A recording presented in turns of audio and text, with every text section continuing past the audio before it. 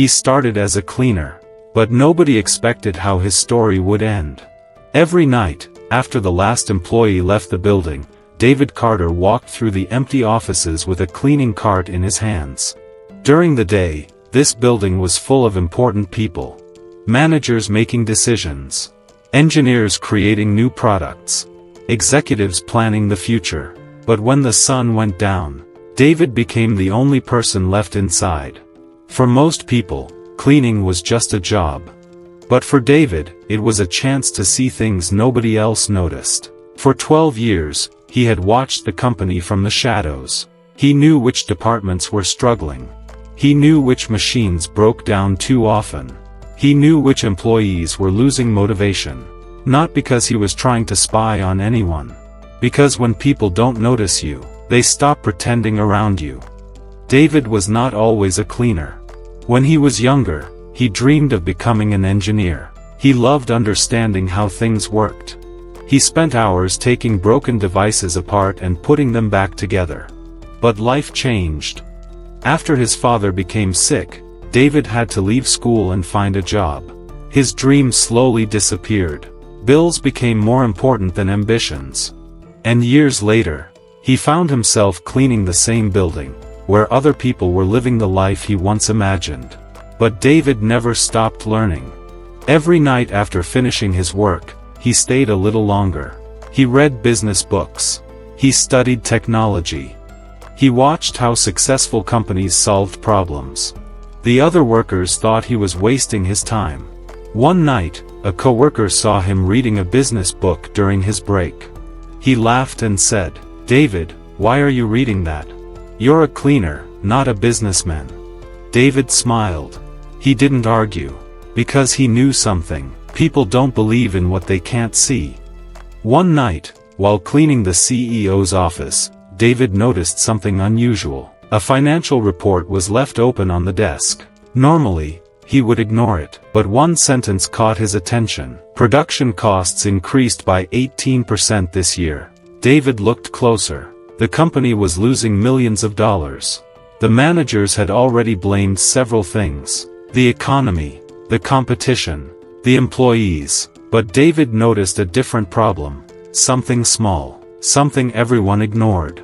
Every day, a machine in the production line stopped for a few minutes.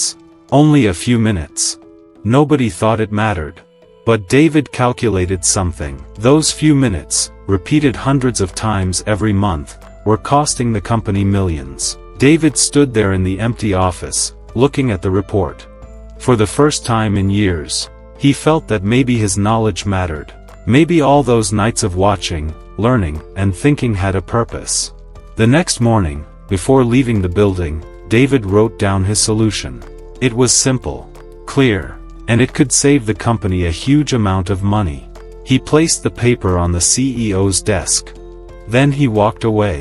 For the first time in a long time, David believed someone might finally listen. But he had no idea what would happen next. The next morning, David arrived at work earlier than usual. But this time, he wasn't carrying a cleaning cart. He was holding a folder. Inside that folder was his idea. For a few seconds, he stood in front of the company's main office. He had walked through that door thousands of times, but never like this. For years, he entered after everyone left. Now, he was entering while everyone was watching. David walked toward the manager's office and placed the document on the desk. The manager looked confused. "What's this?" David answered. "I found the reason the company is losing money." The manager opened the paper. He read the first few lines. Then he looked at David. And smiled. Not a smile of respect. A smile of disbelief. "David, you're the cleaner, right?" David nodded.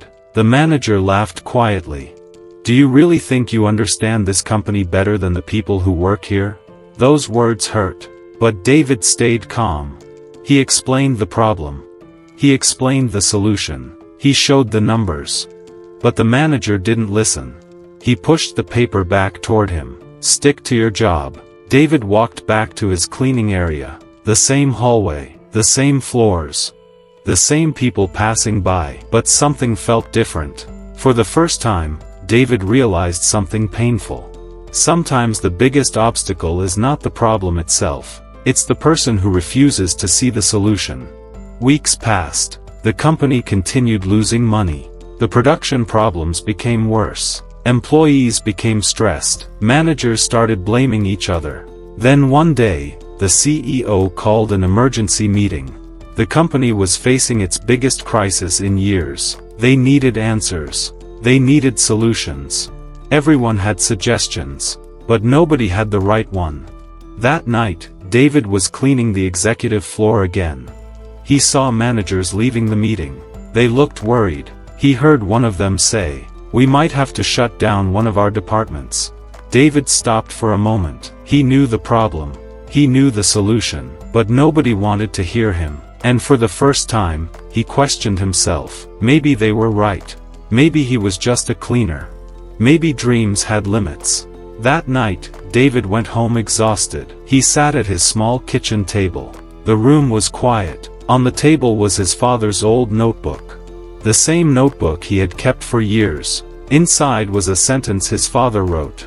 "Never let someone else's opinion become the limit of your own ability." David read those words again and again. And something changed. He realized he was waiting for permission from people who had already decided his value. But successful people don't wait forever for someone to open a door. Sometimes they build their own.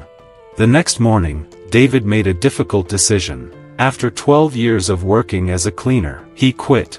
His co-workers were shocked. "Where will you go? What will you do?" David didn't have all the answers. But he knew one thing.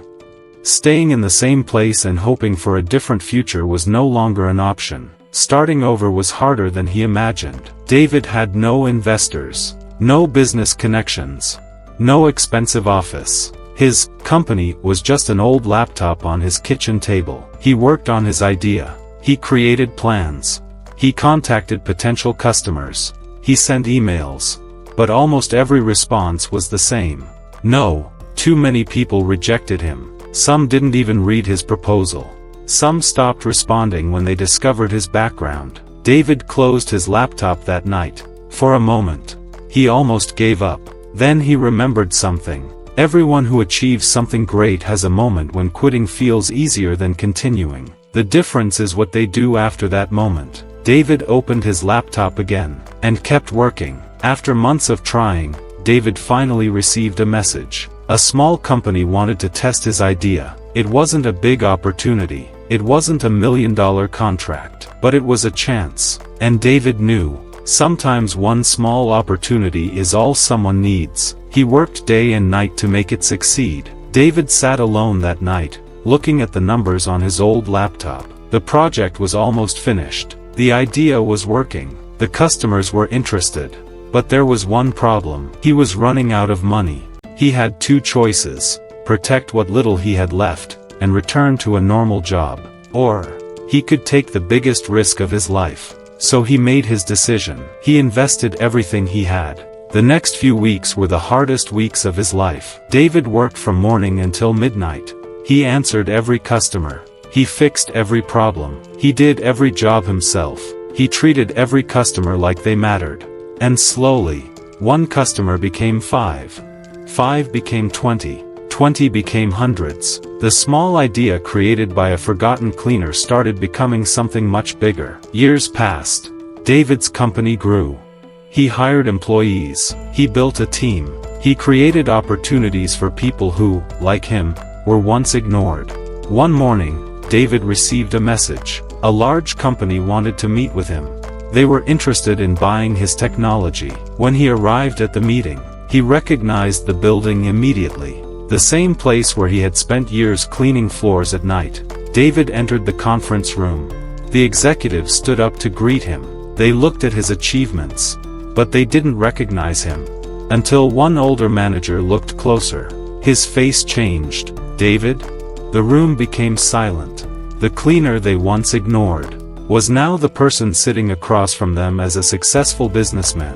The manager remembered the day David brought his idea. The day they laughed. The day they told him to stay in his place. He looked embarrassed.